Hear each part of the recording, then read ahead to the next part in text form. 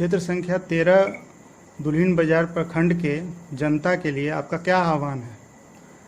देखिए, जनता के लिए मेरा यही आह्वान है कि अभी तो चुनाव का समय चल रहा है, 20 तारीख को वोटिंग होगा। मेरा यही आह्वान है जनता से, सभी जनता से मेरा यही आग्रह है, अपील है कि अच्छे इंसान को चुनें। लोकतंत्र का गठन ही हुआ है हर जनता के विकास के लिए। हर जनता तक सरकार द्वारा चलाई गई योजना उन तक पहुँचे, उनका प्रतिनिधित्व करने वाला प्रतिनिधि अच्छे तरीके से प्रतिनिधित्व करे। अगर किसी गलत आदमी को चुनेंगे जो सिर्फ स्वार्थी आदमी होगा या फिर सिर्फ पद का भूखा होगा, वो जनता के लिए काम नहीं कर सकता है। जो जनता के बीच में हमेशा रहकर जनता के लिए सोचा है, जनता के लिए किया है, ऐसे व्यक्ति को चुनना चाहिए। जनता को पैसों पे नहीं बिकना चाहिए। अगर जनता पैसों पे बिकेगी तो वो जो भी नेता पैसा बांटेगा, जिस नेता से जनता पैसा खाएगा, वो नेता कभी जनता के लिए दिल से काम नहीं करेगा। बस वो जिस तरह जनता भी पैसा लेगा, उनको ब्लैकमेल करेगा, नेता भी उसी तरह जनता को इस तरह से मतलब दुत्कारेगा, उनका कोई काम नहीं करेगा, उनके बीच नहीं जाएगा, उनकी समस्या को समझना नहीं चाहेगा। यही हम अपील करना चाहते हैं, किसी अच्छे व्यक्ति को चुने, जो समझदार व्यक्ति हो, जो समाज के प्रति जिम्मेवार हो, ऐसे व्यक्ति को चुने। वर्तमान जिला परिषद जो आपके सदस्य जो हैं जी, उन्होंने जो विकास का कार्य किया है या नहीं किया है, तो उस पर कुछ आप कहना चाहेंगे? बिल्कुल कहना चाहेंगे। देखिए, अभी वर्तमान में जिला परिषद सदस्य हैं राम निवास शर्मा जी, उर्फ मेही बाबू कहलाते हैं, जो काप पंचायत के रहने वाले हैं। लेकिन हम सातों पंचायत में, दुल्हिन बाजार प्रखंड के क्षेत्र संख्या 13 में 7 पंचायत है। सातों पंचायत में हम हर गांव में घूमे, हर जगह उनका यही शिकायत है कि मेही बाबू कभी भी जीतने के बाद किसी गांव में नहीं आते हैं। उनके अपने करीबी, उनका जो कार्यकर्ता सब है, उनका भी यही शिकायत है कि वो घर से कभी निकलते नहीं हैं, जनता के बीच जाते नहीं हैं।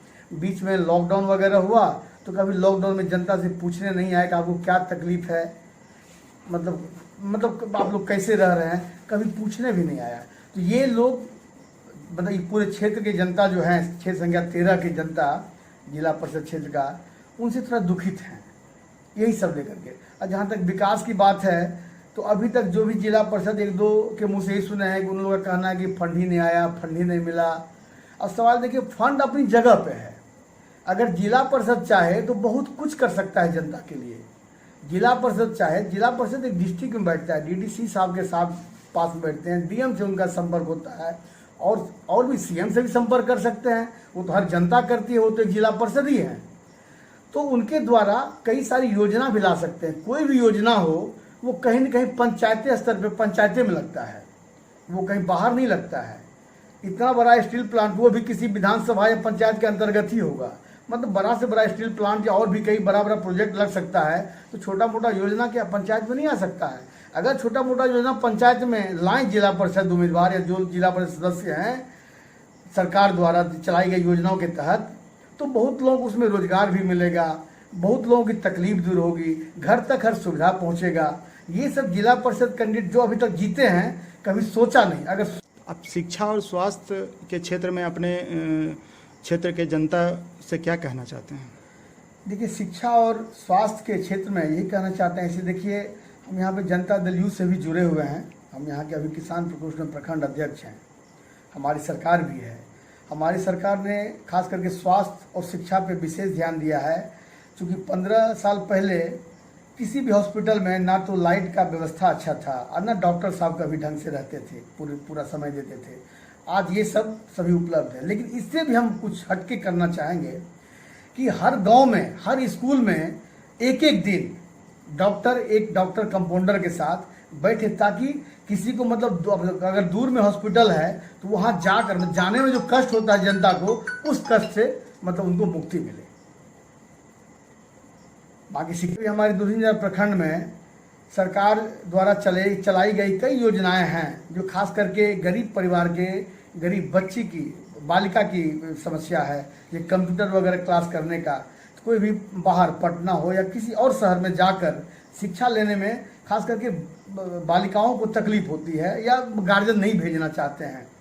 अगर हमारे ब्लॉक में, हमारे किसी पंचायत में ये सब सेंटर खुल जाए, कंप्यूटर सेंटर हो, चाहे प्रधानमंत्री द्वारा चलाए गए स्किल डेवलपमेंट के तहत ट्रेनिंग सेंटर हो, चलाया गया, लेकिन यहाँ अभी तक एक भी सेंटर हमारे दूरदराज ब्लॉक में नहीं है। ये सब हो जाए तो खास करके बालिकाओं के, गरीब घर की जो बालिकाएं हैं, उनके लिए बहुत अच्छा सुविधा होगा, उनके लिए बहुत अच्छा सुखमय ये होगा, कोशिश होगा। तो हम यही करना चाहेंगे। आप अपने क्षेत्र की जनता का स्वास्थ्य के क्षेत्र में कैसे आप विकास करेंगे? देखिए, जहाँ तक स्वास्थ्य की बात है, जनता को कई प्रकार की तकलीफ़ें हैं।